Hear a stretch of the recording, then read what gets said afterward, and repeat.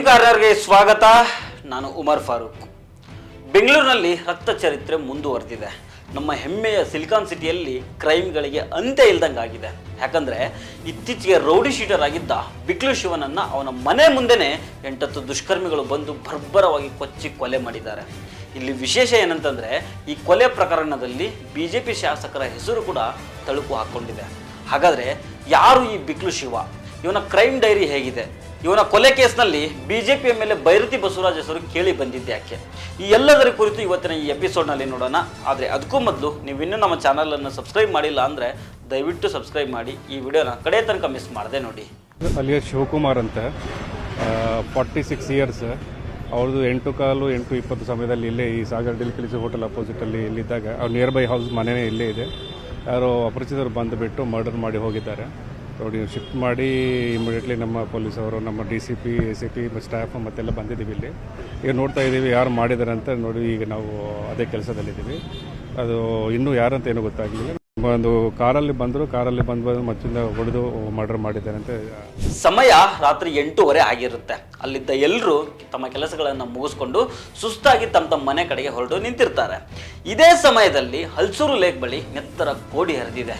ಸುಮಾರು 11 ಕ್ರಿಮಿನಲ್ ಕೇಸ್ಗಳನ್ನ ಹಾಕಿಸ್ಕೊಂಡಿದ್ದ rowdy sheeter Shivakumar alias Biklu ಶಿವನನ್ನ ಅಡ್ಡಾದಿಡ್ಡಿ ಕೊಚ್ಚಿ ಹಾಕಿದ್ದಾರೆ. ಅವತ್ತು ಇಡೀ ದಿನ ಮನೆಯಲ್ಲೇ ಮಲ್ಕೊಂಡಿದ್ದ ಬಿಕ್ಲು ಶಿವ ರಾತ್ರಿ 8 ಗಂಟೆ ಸುಮಾರಿಗೆ ಮನೆಯಿಂದ ಹೊರಗೆ ಬಂದಿದ್ದ. ಅಲ್ಲಿ ಕಾರ್ ಹತ್ರ ಅವನ ಕಾರ್ ಡ್ರೈವರ್ ಇಮ್ರಾನ್ ಖಾನ್ ಮತ್ತು ಇನ್ನೊಬ್ಬ ವ್ಯಕ್ತಿ ಇರ್ತಾನೆ. ಬಿಕ್ಲು ಶಿವ ಮನೆಯಿಂದ ಹೊರಗೆ ಬರ್ತಿದ್ದಂಗೆನೆ ಅಲ್ಲಿ ಟೀ ಅಂಗಡಿಯಲ್ಲಿ ಕುಳಿತಿದ್ದ ಕೆಲವರಿಂದ ಮೆಸೇಜ್ ಪಾಸ್ ಆಗುತ್ತೆ. ಬಿಕ್ಲು ಶಿವ ಮನೆಯಿಂದ ಹೊರಗೆ ಬಂದಿದ್ದಾನೆ ಅನ್ನೋದನ್ನ ಅರ್ಥ ಮಾಡ್ಕೊಂಡ ದುಷ್ಕರ್ಮಿಗಳು ಏಕಾಏಕಿ ಬಂದು ಬಿಕ್ಲು ಶಿವ ಮುಂದೆ ಬಂದು ನಿಂತ್ಕೊಳ್ತಾರೆ. ಆಗ ಬಿಕ್ಲು ಶಿವ ಕಾರಿಗೆ ಹೊರಗೆ ನಿಂತ್ಕೊಂಡಿರ್ತಾನೆ. ಬಾಯಲ್ಲಿ ಸಿಗರೇಟ್ ಇರುತ್ತೆ. ಲೈಟರ್ ತಗೊಂಡು ಸಿಗರೇಟ್ ತುದಿಗೆ ಬೆಂಕಿ ಒತ್ತಿಸ್ತಾ ಇರ್ತಾನೆ. ಅಷ್ಟರಲ್ಲಿ ಅವನ ಮುಂದೆ ಬಂದು ನಿಂತ್ಕೊಂಡಿದ್ದ ದುಷ್ಕರ್ಮಿಗಳು ಲಾಂಗ್ ಬೀಸ್ತಾರೆ. ಇಲ್ಲಿಗೆ ಬಿಕ್ಲು ಶಿವ ಅನ್ನೋ ರೌಡಿ ಶೀಟರ್ನ ಅಂತ್ಯ ಆಗುತ್ತೆ. ಮುಖ ನೋಡಿದ್ರೆ ಇದು ಬಿಕ್ಲು ಶಿವ ಅನ್ನೋ ಗುರುತು ಕೂಡ ಸಿಗಬಾರ್ದು. ಆ ರೀತಿಯಾಗಿ ಬರ್ಬರವಾಗಿ ಕೊಚ್ಚಿ ಕೊಲೆ ಮಾಡಿ ಎಸ್ಕೇಪ್ ಆಗ್ತಾರೆ.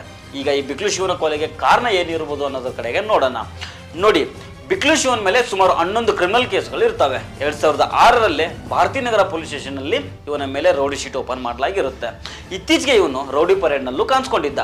ಈಗ ಈ ಬಿಕ್ಲು ಶಿವನ ತಾಯಿ ವಿಜಯಲಕ್ಷ್ಮಿ ಮಾಡ್ತಿರೋ ಆರೋಪ ಏನಂತಂದ್ರೆ ಈ ಕೊಲೆಗೆ ಒಂದು ಜಮೀನು ವಿವಾದ ಕಾರಣ ಅಂತ ಹೇಳ್ತಾ ಇದ್ದಾರೆ. ಸರ್ ಅದೆಲ್ಲ ಅವ್ರೇ ಹಾಕೊಂಡಿದ್ರು ಸರ್, ಪೊಲೀಸ್ ಅವ್ರು ಹಾಕೊಂಡಿದ್ರು ಸರ್. ಇವ್ರು ಕೇಳಿದ್ರೆ ನೀ ಮೊಬೈಲಲ್ಲಿ ಮಾತಾಡ್ತಿದ್ಯಾ, ಅದೆಲ್ಲ ನನಗೆ ಒಂಥರ ಭಯ ತೋರ್ಸೋದು. ನನ್ನ ಹೆಸರು ಅಷ್ಟು ನಾನು ತುಂಬ ಟೆನ್ಷನ್ ಅಂದರೆ ನಾನು ಯಾವ ಕಡೆ ನಮಗಿಲ್ಲ ಸರ್. ಅವತ್ತು ಅವ್ರ ಹೆಸರು ಹೇಳ್ತಾರೆ, ಇವನ ಹೆಸರು ಹೇಳಿದಾನಮ್ಮ, ಇವನ ಹೆಸರು ಅವ ಏನೋ ನನ್ನ ಅಣ್ಣಿರ್ಬೇಕೋ ಏನೋ ಗೊತ್ತಿಲ್ಲ ಸರ್. ನೋಡಿ ನಮ್ಮ ಸೊಸೆ ಅಣ್ಣನ ಅಲ್ಲೇ ಇದ್ರು, ನಮ್ಮ ಜೊತೆಲಿ ಇದ್ರು. ನಮ್ಮ ಮಗ ಫಸ್ಟ್ ಕಂಪ್ಲೇಂಟ್ ಕೊಟ್ಟಿದ್ದಾನಲ್ಲ, ಅದ್ರಲ್ಲಿ ಇರ್ತದಂತೆ, ಅದ್ರಲ್ಲಿ ಇದೆ, ಅವ್ರ ಹೆಸರಲ್ಲೇ ಇದೆ ಅಂತ ಹೇಳಿದ್ರು. ಇವಾಗ ನಾನು ಯಾರ ಹೆಸರು ಕೊಟ್ಟಿಲ್ಲ ಸರ್, ಯಾರ ಹೆಸರು ಕೊಟ್ಟಿಲ್ಲ. ಏನು ಗೊತ್ತಿಲ್ಲ ಅಂದ್ಮ ನಾನು ಯಾರ ಹೆಸರು ಕೇಳೋ. ಅವಾಗ ಏನು ಹೇಳಿದ್ರು, ಈ ಥರ ಕಂಪ್ಲೇಂಟ್ ಕೊಟ್ರಮ್ಮ ಇದಾಗಲ್ಲ, ನೀವು ನಾನು ಇದೆಲ್ಲ ನೋಡಿದೆ, ಅದೆಲ್ಲ ನೋಡಿದೆ ಅಂತ ನೀನು ಕೇಳು, ಅದೆಲ್ಲ ಬರೆದ್ರೆ ನಿಮ್ಗೆ ಕೇಸ್ ಸ್ಟ್ರಾಂಗ್ ಆಗುತ್ತೆ ಅಂತ. ಅವಾಗ ಏನೋ ನಮ್ಗೆ ಹುಚ್ಚಿಡಿದಿತ್ತು. ನಮ್ಮ ಮಗ ಹಿಂಗೆ ಆಗ್ಬಿಟ್ಟೆ, ಜ್ಞಾಪಕ ಎಲ್ಲ ಅವನ ಬಾಡಿ ಮೇಲೆ ಇತ್ತು. ಅವನು ಏನಿರ್ಬೇಕು, ನಾನು ಇರ್ಬೇಕು ಸರ್. ಅದೆಲ್ಲ ನಾನು ಖಂಡಿತಾಗಿ ಸರ್ ಅವ್ರು ಬರ್ಕೊಂಡತ್ರ ನಾನು ಅದೆಲ್ಲ ಹೆಸರು ಮೆನ್ಷನ್ ಮಾಡಿಲ್ಲ. ನಾನು ಯಾರ ಬಗ್ಗೆನೂ ನಾನು ಕಂಪ್ಲೇಂಟ್ ಮಾಡಿಲ್ಲ. ಯಾರಾಗಿರಲಿ ನಮ್ಮ ಮಗನಿಗೆ ಈ ಥರ ಆಗಿರೋಕ್ಕೆ ಖಂಡಿತ ಅವನಿಗೆ ಒಂದು ನ್ಯಾಯ ಬೇಕು. ಬಿಕ್ಲು ಶಿವ 2023ರಲ್ಲಿ ಕಿತ್ತುಗ್ನೂರು ಗ್ರಾಮದಲ್ಲಿ ಒಂದು ಆಸ್ತಿಯನ್ನು ಖರೀದಿ ಮಾಡಿ GPA ಮಾಡಿಸ್ಕೊಂಡಿರ್ತಾನೆ. ಆ ಜಾಗದಲ್ಲಿ ಒಂದು ಶೆಡ್ ನಿರ್ಮಾಣ ಮಾಡಿ ಅಲ್ಲಿ ಸೆಕ್ಯೂರಿಟಿಗೆ ಅಂತ ಇಬ್ಬರು ಹೆಂಗಸರನ್ನ ನೇಮಕ ಮಾಡಿರ್ತಾನೆ. ಇದೇ ವರ್ಷದ ಫೆಬ್ರವರಿ 11ನೇ ತಾರೀಕು ಜಗದೀಶ್ ಮತ್ತು ಕಿರಣ್ ಸೇರಿದಂಗೆ ಒಂದಿಷ್ಟು ಜನರು ಆ ಜಾಗಕ್ಕೆ ಬಂದು ಹೆಂಗಸರನ್ನ ಬಲವಂತದಿಂದ ಹೊರಗಾಕಿ ಬಿಕ್ಲು ಶಿವ ಹತ್ರ GPA ರೈಟ್ಸ್ ಅನ್ನ ಜಗದೀಶ್ಗೆ ಟ್ರಾನ್ಸ್ಫರ್ ಮಾಡ್ಬೇಕಂತ ಥ್ರೆಟ್ ಮಾಡಿರ್ತಾರೆ. ಇದ್ರ ಬಗ್ಗೆ ಬಿಕ್ಲು ಶಿವನ್ ಕಡೆಯಿಂದ ಕೇಸ್ ಕೂಡ ಆಗಿರ್ತದೆ. ಆದ್ರೂ ಬೆದರಿಕೆಗಳು ಬರ್ತಾನೆ ಇದ್ವು ಅನ್ನೋದು ಬಿಕ್ಲು ಶಿವನ ತಾಯಿ ಮಾಡ್ತಿರುವಂತಹ ಆರೋಪ. ಇಲ್ಲಿ ವಿಷಯ ಏನಂತಂದ್ರೆ ಬಿಕ್ಲು ಶಿವ ಮತ್ತು ಜಗದೀಶ್ ಅಲಿಯಾ ಜಗ್ಗ ಇಬ್ರು ತುಂಬಾ ಕ್ಲೋಸ್ ಫ್ರೆಂಡ್ಸ್ ಆಗಿರ್ತಾರೆ. ಇದೇ ಕಿತ್ತೂರು ಜಮೀನಿನ ವಿಚಾರದಲ್ಲಿ ಇಬ್ಬರ ಮಧ್ಯೆ ದುಶ್ಮನಿ ಬೆಳೆದಿರುತ್ತೆ. ಇದು 2024ರಿಂದ ನೆಕ್ಸ್ಟ್ ಲೆವೆಲ್ ತಲುಪುತ್ತೆ. ಇದರಿಂದಾಗಿ ಬಿಕ್ಲು ಶಿವ ಜಗದೀಶ್ ಕಡೆಯಿಂದ ಜೀವ ಬೆದರಿಕೆ ಇದೆ ಅಂತ ಕಂಪ್ಲೇಂಟ್ ಕೂಡ ಕೊಟ್ಟಿರ್ತಾನೆ.